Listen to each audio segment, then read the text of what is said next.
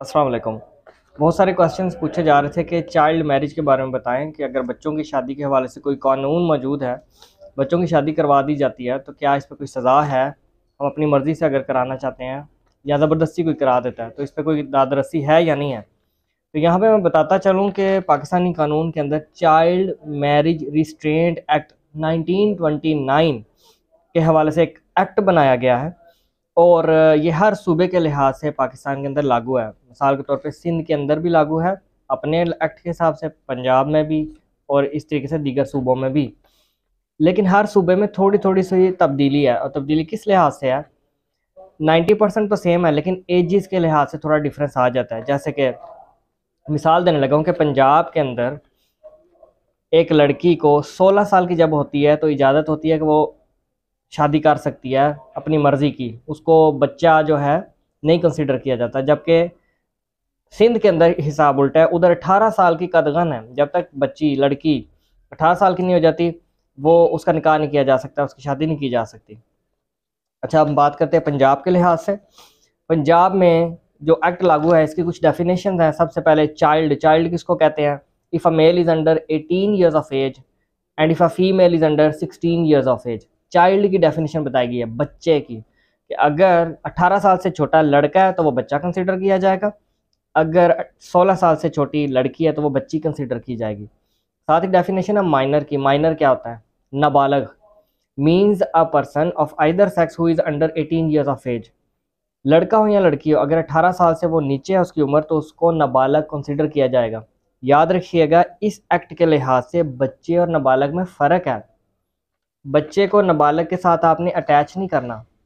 बच्चा कौन होगा? जो कि मैंने आपको पहले बता दिया कि लड़का है 18 से नीचे तो वो बच्चा है, लड़की अगर 16 से नीचे तो वो बच्ची कंसिडर की जाएगी। माइनर, माइनर दोनों ही होंगे, अगर 18 से नीचे हैं तो माइनर दोनों ही हैं, नाबालग दोनों ही हैं। ठीक हो गया। इसके अंदर यूनियन कौंसिल का भी बताया गया है, जो आपकी मुतलका यूनियन कौंसिल होगी वही कंसिडर की जाएगी। अब आगे चलते हैं जी, कि अगर कोई शख्स बच्चे की शादी करवाता है, चाहे वो लड़का है चाहे वो लड़की है, दोनों में से किसी की भी शादी करवाता है, चाहे दो बच्चों की आपस में कराता है या बड़े की छोटे से हो रही होती है, बच्चे से हो रही होती है, तो सज़ा क्या होगी? सज़ा इसके अंदर है जनाब 6 मंथ्स की सज़ा, इम्प्रिजनमेंट है, यानी जेल काटनी पड़ेगी, और साथ में जो है 50,000 रुपया जुर्माना भी है। ये जो सज़ा है ये उस शख्स को नहीं होगी जो कि खुद माइनर है और जिसको भी पता ही नहीं था कि मैं किससे शादी कर रहा हूँ, क्योंकि वो ज़ाहिर ही बात है अंडर द इन्फ्लुएंस होगा किसी पेरेंट के। आगे चलते हैं जी। चाइल्ड मैरिज जो है सोलमनाइज कराने की सज़ा क्या है? Section number 5। सोलमनाइज कराने का मतलब ये होता है कि कंडक्ट करवाना है, उसमें निकाह ख़्वाह हो सकता है, उसमें गवाह ख़्वाह हो सकते हैं, उसमें अरेंजमेंट करने वाला हो सकता है, उसमें मोहल्ले का कोई मोअज़्ज़ज़ बंदा हो सकता है जिसको पता है कि जनाब ये बच्चों की शादी होने जा रही है, तो वो फिर भी जो है उसको इनिशिएट करवाता है, उसको प्लान करता है, डायरेक्ट करता है। तो उसके लिए सज़ा क्या लिखी है जी? उसके लिए भी सज़ा है जनाब 6 माह की सज़ा और 50,000 रुपये जो जुर्माना है। जो इसमें हेल्प भी करेगा उसके लिए भी सज़ा है, सोलमनाइज कराना। इसके अलावा सेक्शन 6 क्या कहता है कि अगर एक पेरेंट और एक गार्डियन को पता है, गार्डियन हो बच्चे का या पेरेंट हो, कि हमारा बच्चा है, अब ये वो बच्चे की डेफिनेशन में आता है, चाइल्ड की डेफिनेशन में आता है, फिर भी वो उसकी शादी करवाते हैं, चाहे दो बच्चों की करवाते हैं आपस में, चाहे एक बड़े की छोटे से कराते हैं, तो उनके लिए क्या सज़ा है? उनके लिए भी 6 माह की सज़ा और 50,000 रुपया जुर्माना। अच्छा, ये जो सज़ा है औरत को नहीं दी जाएगी, औरत के लिए सिर्फ जुर्माना होगा।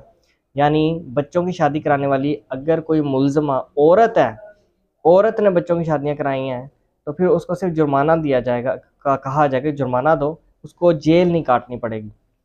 इसके अलावा जनाब जुरिस्डिक्शन की बात करते हैं, कॉग्निजेंस की, कि इसको कौन डील करेगी, कौन सी कोर्ट? आपका ये जो केस होगा जब ट्रायल में आएगा ये फैमिली कोर्ट इसको डील करेगी, और फैमिली कोर्ट भी डायरेक्टली डील नहीं करेगी, यूनियन कौंसिल पहले इसकी इंक्वायरी करेगी। यूनियन कौंसिल में एप्लीकेशन देंगे कोई भी aggrieved party, union council report बना के फैमिली कोर्ट के अंदर फॉरवर्ड करेगी। फैमिली कोर्ट फिर जुडिशल इख्तियारात मजिस्ट्रेट के इस्तेमाल करते हुए इसका ट्रायल चलाएगी। अगर फैमिली कोर्ट को लगा कि ये ट्रायल चलना चाहे तो इसको आगे नोटिस समनिंग वगैरह के जारी कर देगी अहकामात, वरना सेक्शन 202 के तहत जो है इसकी इंक्वायरी करने के बाद इसको डिसमिस भी कर सकती है, जो कि सीआरपीसी ने उसको इख्तियारात दिए हैं। अच्छा, इसके अलावा बहुत ही इम्पोर्टेंट एक जिसे कहें राइट है फैमिली कोर्ट का, उसके पास इख्तियारात है, पावर है, कि अगर फैमिली कोर्ट को खुद से या आपने इत्तला दे दिया है कि जनाब फ़लाँ जगह पर बच्चों की शादी कराई जा रही है, अभी कराई नहीं गई लेकिन कराई जा रही है, या बच्चों को एक जगह इकट्ठा किया गया है, या डेट मुकर्रर हो गई है, किसी भी ज़राए से पता चल गया कि फ़लाँ डेट को फ़लाँ जगह पे ऐसे हो रहा है, फ़लाँ फ़लाँ की शादी हो रही है जो कि बच्चे हैं, तो फिर फैमिली कोर्ट के पास इख्तियारात है कि वो स्टे जारी कर सकते हैं, इंजंक्शन जिसे कहते हैं। टेम्प्रेरी इंजंक्शन भी कर सकती है, परमानेंट भी कर सकती है कि जब तक बालग ना हो जाए शादी नहीं हो सकती। बच्चों की शादी रुकवाने के लिए फैमिली कोर्ट के पास स्टे जारी करने के इख्तियारात हैं जो कि इस एक्ट ने दिए हैं, चाइल्ड मैरिज रिस्ट्रेंट एक्ट ने। इसके अलावा जनाब स्टे जारी करते टाइम नोटिस भी जारी किए जाएंगे अगली पार्टी को जिसके खिलाफ आपने स्टे लिया। मिसाल के तौर पे आप पड़ोसी हैं लेकिन आपको पता चल गया कि जनाब मेरे जो आस पड़ोस में एक फैमिली है जिसमें बच्चों की शादी होने जा रही है, आप स्टे लेते हैं जाके, तो फिर उसके जो पेरेंट्स होंगे उनको नोटिस तो जारी किए जाएंगे ना कि जनाब आप आएँ, अपना मौक़िफ़ रखें। फैमिली कोर्ट ऐसे ही तो नहीं ना स्टे को एक प्रोलॉन्ग प्रोसीडिंग बना देगी, यूजलेस प्रोसीडिंग बना देगी। कोर्ट कहती है कि हम दोनों फ्रीकैन को सुनेंगे। तो इस सूरत हाल में जिसके खिलाफ भी आप स्टे लेंगे, अगली पार्टी को समनिंग होगी, वो आके अपना मौक़िफ़ रखेंगी, फिर स्टे को कैरी ऑन करना हुआ तो फैमिली कोर्ट करेगी, वरना रिजेक्ट कर देगी और स्टे खारिज कर दिया जाएगा। इसके अलावा जो है जब स्टे की ग्रांट किया जाएगा कोर्ट, ठीक है, तो अपने ऑर्डर के अंदर रीजनिंग बयान करेगी। तो फैमिली कोर्ट अपने ऑर्डर के अंदर रीजनिंग बयान करेगी कि जनाब मैं स्टे क्यों दे रही हूँ, क्या क्या वजूहात हैं, मुझे वाकई लग रहा है कि बच्चों की शादी की जा रही है, ना रोका गया ना स्टे दिया गया तो नुकसान हो सकता है, जुल्म हो सकता है, ज़्यादती हो सकती है। तो ये रीजनिंग जो है फैमिली कोर्ट इस एक्ट के तहत देगी, वजूहात बयान करेगी। इसके अलावा ये जो स्टे जारी किया जाएगा, अगर इसको कोई डिसोबे करेगा, जनाब फैमिली कोर्ट ने स्टे दे दिया है, बच्चों की शादी नहीं होनी चाहिए, और फिर भी कोई इसके ऊपर अमल दरामद करता है, निकाह कर देता है, तो हर वो शख्स जो इसमें मुलव्वस होगा, चाहे निकाह ख्वाह हो, चाहे गवाहान हो, चाहे माँ बाप हो, चाहे कोई भी शख्स हो, एनी पर्सन जो इसकी डिसोबे करेगा, उसके लिए सज़ा है, और सज़ा भी जो है रखी गई है 6 माह की सज़ा है, 3 माह की सज़ा है और साथ में जुर्माना है। लेकिन ये जो जेल काटने वाली सज़ा है औरत के लिए नहीं है। अच्छा, अब ये ना समझिएगा कि अगर औरत के लिए जेल नहीं है तो दूसरी सज़ा नहीं है, जुर्माना तो है, और जुर्माना भी एक कठिन मरहला देने के लिए। तो ये वो एक्ट है जो कि बेसिकली डील करता है बच्चों की शादियों से। पंजाब के अंदर, पूरे पाकिस्तान के अंदर, सिंध के अंदर, दीगर सूबों में बच्चों की शादियां कराना गैर कानूनी इल्लीगल है, और लुबे लुबाब में हर वो शख्स जो इसमें मुलव्वस होगा वो सज़ा का हकदार है, और जेल के पीछे जाने का उसको अपना ठिकाना याद रखना चाहिए। Thank you very much.